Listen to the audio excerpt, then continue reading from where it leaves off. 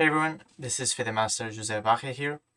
Welcome back to the Road to GM series, a series where I walk you through my games and my progression to hopefully becoming a Grandmaster. So today I'd like to show you my worst tournament of 2020, which was the Portugal Open. Now this tournament is held every year here in Lisbon, and it's always really strong, as you can see there by the finishing top 10. Several players over 2600 and a lot of players on the 2500 and so on. So unfortunately this tournament didn't go my way, but let's see what we can learn from it.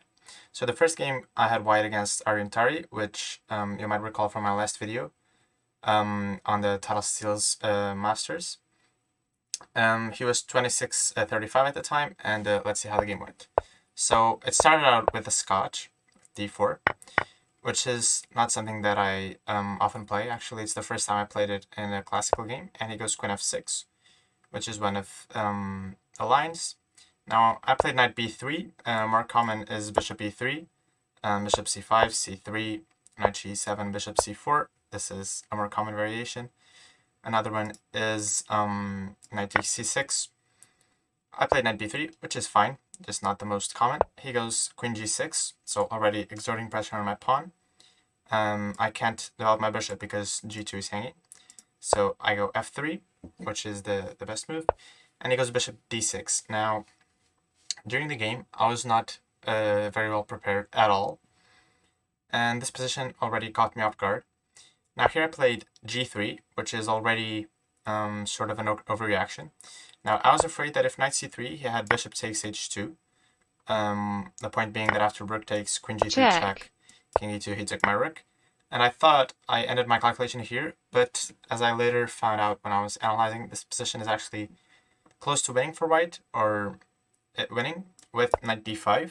And even though my king is in the center and I'm an exchange down, c7 is weak, and I'm coming with bishop f4 very quickly. So that's what I should have done. But g3 isn't necessarily a blunder or anything. Knight g7, knight c3, castles, f4. I probably should have gone bishop g2, was a little bit safer. I went f4, here comes bishop b4, bishop g2, and d5. Now this is a good move, very instructive one.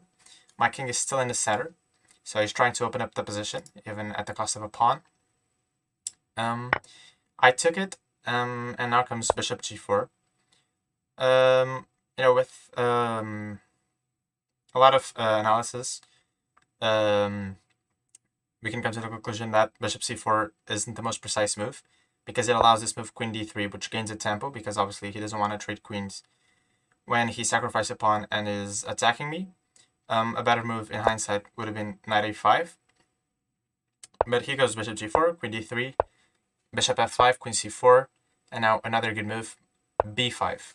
Very good move. So the point of this move is revealed 2 moves later. I took the pawn, which is a mistake. I should have gone queen e2. Not exactly an easy move to spot. After rook e8, castles, apparently there's no good discoveries. The knight, if knight takes pawn, queen takes b5 now, and it's much different. It still looks very nice for black though. So I took the pawn, which was a mistake, because now after rook b8, queen c4, knight's got the same motif, knight a5. And the reason why this is so strong is that now he gets rid of this knight that was hanging with tempo, forces me to trade. And now after castles, I thought my king was safe, but now comes bishop takes c2. And the problem is that these bishops, in this very open position, are lining up against my king. So immediately he's threatening bishop d3, winning in exchange. And here I really have to find an important move. There are 2 moves here that are decent, even though black is still better. One is knight e4, and I had to see that after check king h1, there's this move knight f5, which retains the advantage for black, but white can sort of survive this, so he's not losing immediately. Notice I cannot take the bishop because there would be knight takes g3, and the knight is pinned to the queen, and if pawn takes, there will be a check and a mate, or close to that. So instead of knight e4, another move was f5. I played rook e1, which looks natural, but believe it or not, it's a huge blunder, because now after bishop d3, he forced my queen offside. My queen cannot stay in the center because of bishop b6, so I had to go queen a4, and now check, king h1, knight f5. And believe it or not, this is completely winning for black already.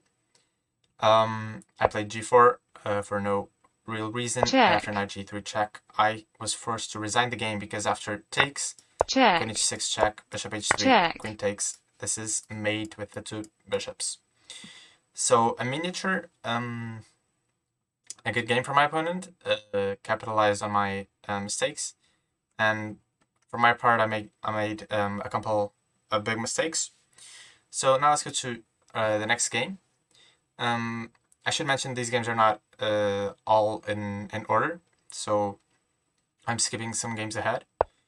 So this game opened up with an English, and we had sort of a Dutch formation from him. G6, D3, both made sensible development. And so I'm trying to push B4, but the problem with B4 immediately is that there's perhaps E4, threatening my knight and my other knight. So instead I played D4, which is a mistake, because this allows a good structure for black. Now you go C6, best was to go E4, the structure will prove to be very good, as we'll see in the game. He goes C6, and another mistake by me, I go B4. So basically for a lot of moves, I underestimated the structure for him. I should have traded first, and then B4 was much different, because now I have more space, the position is more open, and notice there isn't this theme, because there is knight D4 to block. So instead, I went B4 immediately, knight C7, C5. This was my last chance to maybe trade, or go E4 or D5, but I went C5, which is just a huge mistake, because now after E4, knight D2, D5, he closes the whole position, and he basically has a free hand to attack me on the king side.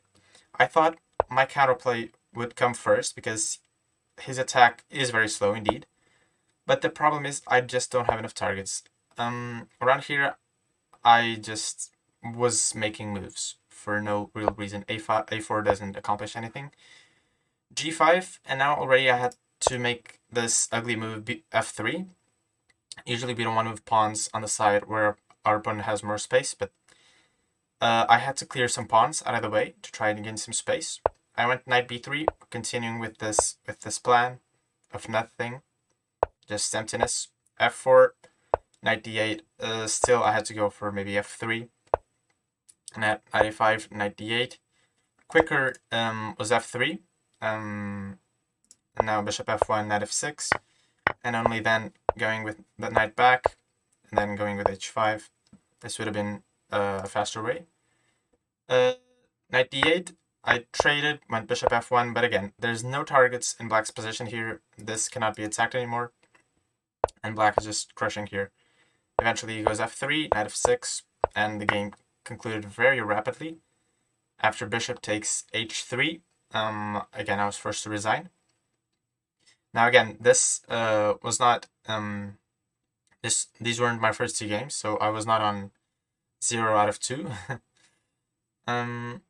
Then I won 2 games against an 1800 and a 2000 player, and came to this game against Stella, which is a grandmaster from Italy. So he opened up with d4, and we had this opening with the double fiend shadows, and now c4, and already I made a mistake here, which was d6. Believe it or not, looks like a sort of a sensible move. I should have castled, which is theory, knight c3 and knight e4, and then try to gain some space with f5 or maybe d5. I went d6, but it's too passive. Now after castles, d5 is a good move, so he doesn't allow me to go knight e4. In the game I traded, if I go e5 and try to block things up, he just goes e4, and this bishop on b7 now is terrible, and I'm completely cramped. So I traded and went b5, which was already a sign that my position is just very, very bad. It's not lost or anything, but it is a very bad position because my bishops are awful, my pieces are all cramped. So I go b5 with the point that if he takes, I take him on d5. His best move was actually to go either queen b3, not take it immediately, or a3. Point being that I'm gonna have to go e6 at some point, and whenever he pleases, he can go e4, and these pawns will be weaknesses. He took it immediately, which is not necessarily best, and I took with the knight. Better was to take with the bishop to avoid this pin that happened in the game. Queen d7, e4, knight b6, rook e1, bishop f6, so I'm organizing my pieces somewhat. Knight c6, and now he trades, which is a bad move. Now, when you're attacking and you're up space, you usually want to keep more pieces on the board and to maintain more attacking ideas. Knight f5 was better, and if g6, there is this beautiful move a5. Not gonna go too much in depth, but this would have been very good for white. He traded, which is my position a little bit. a5, I traded and went knight a4. Knight c4 was another option, and bishop f1, bishop b5, maintaining the knight there on c4. I went knight a4, so attacking his pawn on c3, and rerouted my knight eventually to c5. Now, this f3 move was very bad. I cannot really see a purpose to it. It solidifies the center a little bit, but the center is not really being threatened. And the problem with this move is that now his bishop is very bad, and his whole king side safety is a little bit compromised, and the second rank is compromised. This will prove to be very important. So now black is basically taking over the initiative, and now already I'm threatening to win this pawn. So he trades, in goes queen f2, and I go queen e5, f4, queen d4. I'm happy with the queen exchange, which he does. Wasn't best to trade here because he gives me a protected pass pawn. Well, it's not protected yet, but it will be. Rook d8, bishop d3, and rook d to b8. I should have went rook b3. Was more accurate, dislodging the bishop from this square. The problem with this move is that he had, instead of c5, which is a big mistake, he should have went rook e to b1. And he's gonna manage to trade all the rooks, and this should peter out to a draw. He goes c5, but after bishop b5, I bring my king closer. Kings are very important in endings. I bring my king closer, I cut his king off, and I have a protected passer, and all these pawns are going to fall. So this is a completely winning ending for black. My opponent tried some counterplay here. Rook takes a5, g4, rook c5, rook h3. And now, my biggest mistake during this game is that I highly underestimated his play. I was basically on autopilot during this time. I was just making moves. I should have been calculating till the very end. It's never over until it's over, as they say. h6, g5, and he gets some counterplay now. I took this way too quickly and allowed rook h7. And even though I'm still have a good position, things can crumble here very quickly. I should have taken on c6, and then if g takes h6, rook takes. And I was afraid of his king coming in, and he's gonna have two protected passers, or two connected passers, excuse me. But after c5, check. I should have seen, and it's not too hard to see, but after check, he cannot push any of them because the rook and the king control them. So after c4, black is completely winning. I should have seen this. Instead, I took too quickly, and then took on c6, which is another mistake. I should have taken on f4. And very quickly, things turn around. It's also worth mentioning we were both very short on time. And suddenly, he's coming at me with a pawn. I had around maybe 1 minute, 2 minutes, and I was very panicky at this moment. I played rook b to b6, trying to gang up on the pawn, which is a big mistake. Rook b3 holds the game, and if it pushes, I have rook e3. If he takes my pawn, f2, and basically I would have managed to get a draw. Instead, rook b6 is a blunder. It loses the game because of this check. And now, eventually, he trades and goes e7, and I have no way to stop his pawn. I give him a couple checks, try this little trick. If he takes, I promote. And after this check, I resigned the game, unfortunately. So I was completely winning against this GM from Italy. And but the main takeaway from this game is actually on a psychological note. Never, think it's over until you've actually shook your opponent's hand. And here, if I calculated just a little bit more precisely, here I had time around maybe 20 minutes, 15 minutes. If I really invested my energy into this position, I should have been able to see how to win the most effective way. So now let's go to the last game I want to show you from this tournament. Against a 2000 player, under 16, under 18 now, I believe. Fellow colleague of mine here among the chess scene in Portugal. So again, in English. I played a lot of English this tournament. And he goes for this d6 approach in the 4 knights English, which is a little bit or very much passive. So I took over the setter. I have a nice Maroxy bind. We both develop, and here I avoid trading pieces, just because I wanted to keep the position interesting. Rook e8 castles, bishop f8, f3, so my whole center is very solid. a5, b3, I bring my bishop to the beautiful long diagonal. He reroutes his knight to a better square. I take over this square, and he goes knight b8, trying to regroup his pieces with knight e6 and c6 to kick my knight out. Queen d2, he kicks my knight out. Bishop c3 was a nice touch to force him to make a weakening move here. So basically, he cannot defend this pawn without playing b6, which he did. But now it just weakens the third rank in general. Knight d4 threatens the c6 pawn, so queen c7. I double. a3, so I prepare to kick his knight away. And you can see black is very constrained. And in this position, he doesn't have one single piece crossing his third rank, which is definitely a very bad sign. I go knight df5, rook d7, rook e1. So I'm playing very sensible moves, and now e5 is a good move when the time's right. So basically, I have a crushing position, just an absurd amount of space, and he cannot take because he's pinned. I'm just going to take him. If d5, I can at least trade and maybe bring my knight back.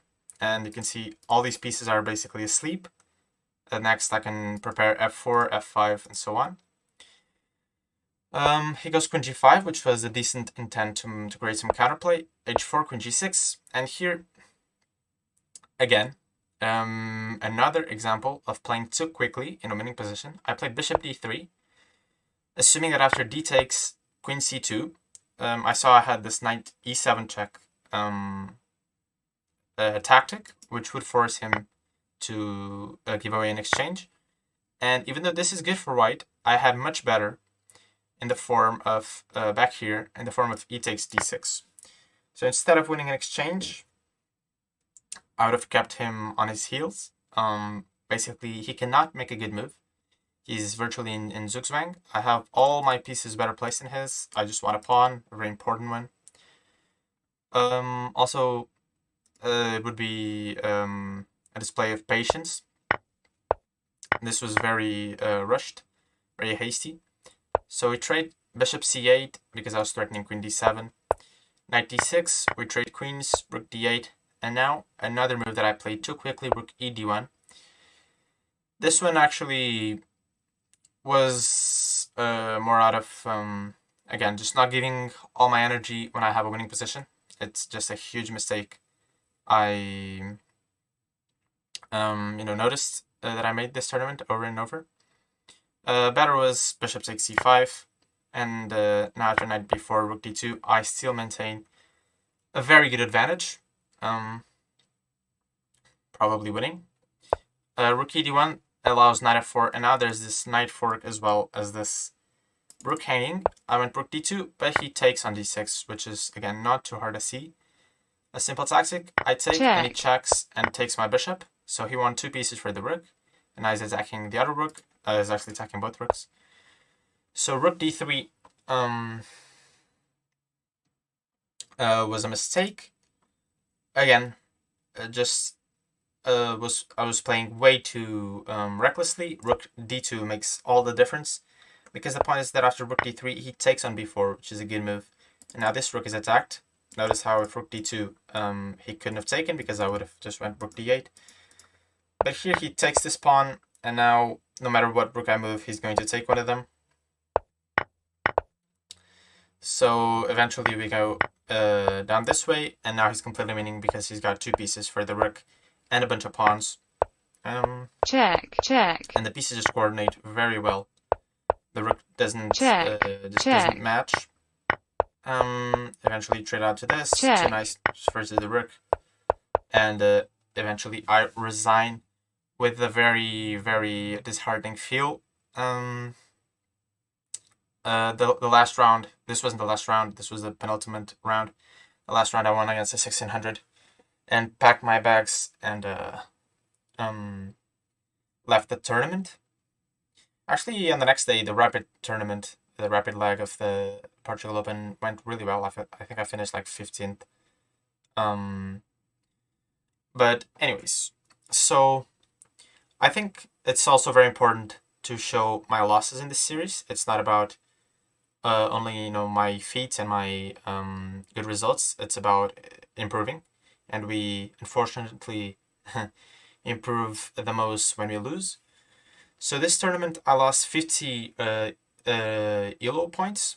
I climbed down the rating list quite a bit, and I had some very tough games. This was one of them. The other one against the Italian GM was tough too. The second game against Arientari, I lost in 20 moves.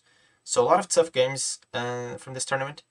My biggest takeaway from it was to keep giving my all my energy in winning positions, and it's something that I do nowadays, or try to do. It's always this battle to keep improving oneself. When I'm winning, I just say to myself, the game's not over, and I keep trying to find his best moves. So I hope you guys learned something from today's video. Please do like the video and comment. And that's all for today. See you guys the next time.